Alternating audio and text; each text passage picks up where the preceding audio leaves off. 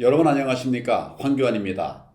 황교안의 경제 이야기, 황교안의 경제 이야기를 주기적으로 좀 국민 여러분들에게 말씀을 드리려고 합니다. 우리 오늘도 황인학 교수님을 모시고 공부를 좀 해보겠습니다. 우리 인사 좀 먼저 나누시죠. 안녕하십니까. 반갑습니다. 등잔 밑이 어둡다 이런 속담이 있죠. 지난 회차에서 기업가 정신은 다들 잘 아는 친근한 개념이라고 여기고 있었는데 사실은 그렇지 않다. 정반대다. 그런 얘기를 했었습니다.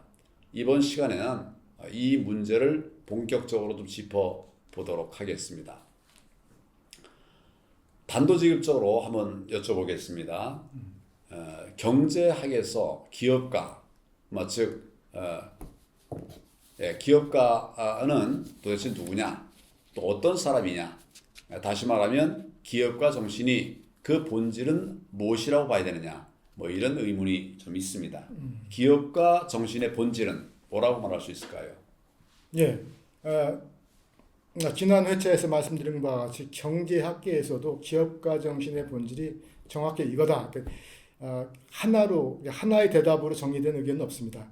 몇 가지 의견들이 있는데 크게 보면 세 가지 흐름이 있습니다. 하나는 기업가 정신의 본질, 기업가가 누구냐에 대해서 첫째는 불확실한 상황에서 위험을 감수하고 자기 책임하에 판단과 결정을 하는 사람.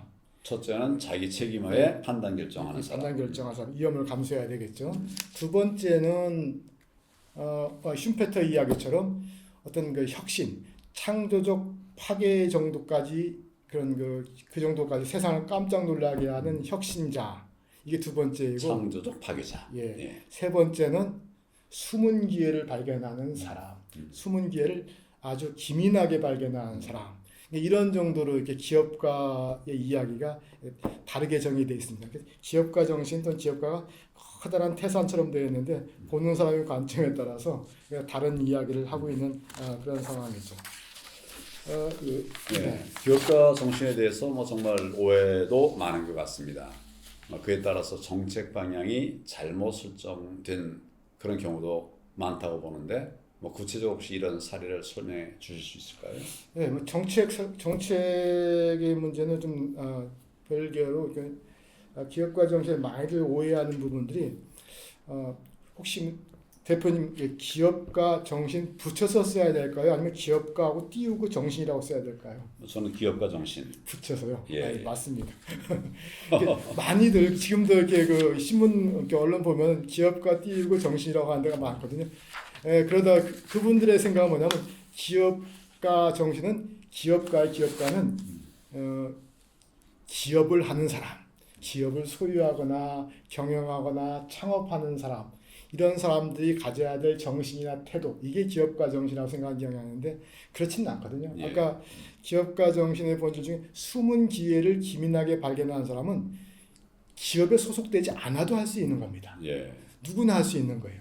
그래서 그런 부분이 그 첫 번째 가장 큰 오해인 것 같아요. 기업가 정신하면 자꾸 기업인, 경영자, 소유자 이렇게 얘기를 하는데 사실 경영자라고 해서 또 기업을 소유했다고 해서 모든 사람이 앙뚜레프레니어로서의 기업가는 아니거든요. 그래서 기업가 정신의 기업가와 우리가 기업을 경영하는 비즈니스맨의 그 사업가하고는 구별할 필요가 있다는 게 첫 번째 오해이고요. 대표적으로 저 한번 예를 들자면은 이렇게 사람 이름을 거론해서 모르지만 우리 미국 LPGA 골프에 처음 진출해가지고 커다란 성과를 낸 박세리 선수 있지 않습니까?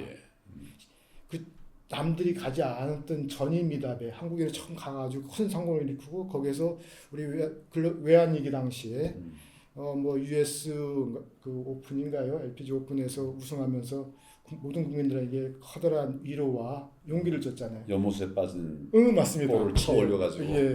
그런 것들이 앙트레프레니어거든요. 예. 그래서 스포츠 선수도 앙트레프레니어가 될 수 있는 건데 자꾸 이걸 기업인으로만 한정하는 것이 첫 번째 문제이고 모든 국민에 관한 문제다. 두 번째가 우리가 기업가라고 하니까 아마 슈페터 영향을 받아서 그런지 아주 거창한 혁신 혁신을 일으키는 자만이 기업가로 보는 게 있습니다. 그냥 영웅적인 스토리. 뭐 스티브 잡스라든지 또는 뭐 고 정주영 회장이라든지 이런 분들 엄청난 혁신을 일으켜가지고 세상을 깜짝 변화시키는 분들만 그런 또 앙트레프너로 쓰는 경우인데 그렇지는 않다. 저는 심지어 요즘 영끌 예.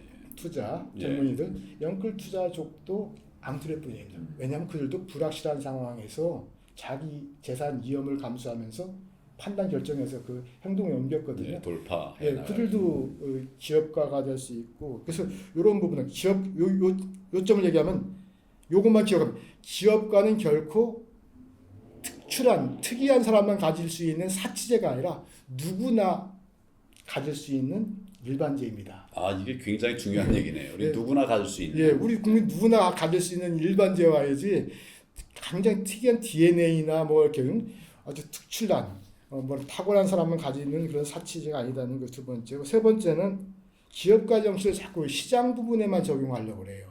국민에게만 적용하려고 공공 부분에 적용하려고 하지 않는다.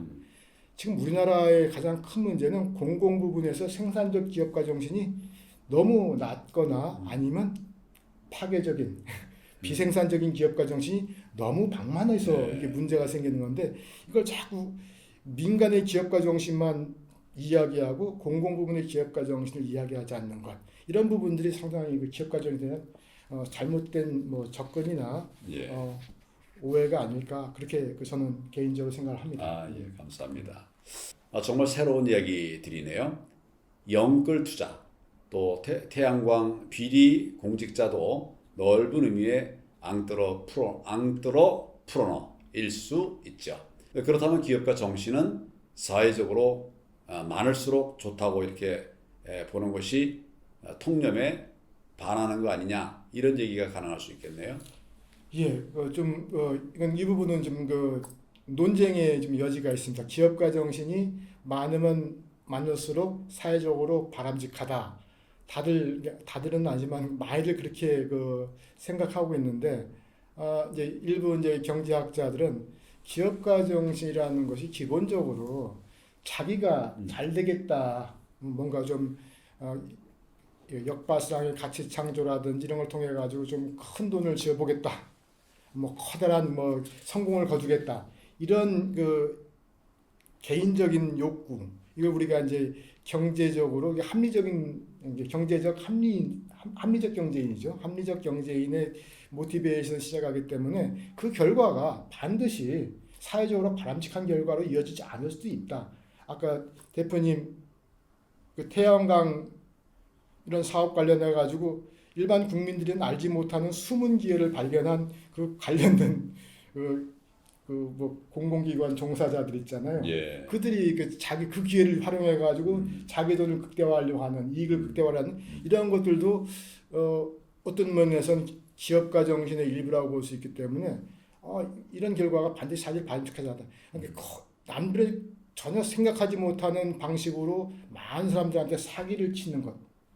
넓은 의미에서는 기업가인데 그런 것들은 사회적으로 바람직하지 않지 않느냐. 예. 이런 의미에서 기업가 정신을 사회적으로 바람직한 경우는 생산적 기업가 정신이라고 그러고 자기 자신은 잘 되지만 사회 전반에 커다란 피해를 끼치는 기업가 정신은 파괴적 기업가 정신을 이렇게 분류하는 그런 학자들도 있고 이 부분에 연구를 많이 한 사람은 이제 기업가 정신이라는 것은 각 개인의 그 합리성에 기반해서 하는 행동이기 때문에 그것이 반드시 사회적으로 바람직하다고 얘기하는 것은 좀 문제가 있다. 예. 그래서 저와 비슷한 생각을 하는 걸로 이렇게 알고 있습니다. 예. 기업가 정신을 좀 나눠서 이렇게 유형화해서 구분해 보니까 정부가 할 일이 좀 더 명확해지는 것 같습니다. 얘기가 뭐 좀 딱딱하게 이렇게 흐른 듯하지만은 여담으로 우리 청년들이 기업가가 되려면 어떻게 해야 할까요? 그 좀 기업가 정신을 이렇게 그 생산적, 비생산적 또는 우회적 또는 파괴적 이런 식으로 이렇게 유형을 하면은 정부가 기업가 정신을 진작하기 위해서 무엇을 해야 될지에 대한 좀 그 처방전이 나옵니다. 그러니까 생산적 기업가 정신은 좀 인센티브를 좀 강화해서 진작시키고 사회적으로 비생산적이거나 파괴적 기업가 정신이 좀 더 적시 제재를 강화하는 방향으로 이렇게 하면은 좀 나아지지 않을까 생각이 들고요. 청년들 이야기는 저보다 대표님이 더 잘하실 것 같은데 이 부분은 그냥 재미삼아서 예. 제가 그 학생들한테 강의할 때는 한 세 가지 정도를 얘기합니다.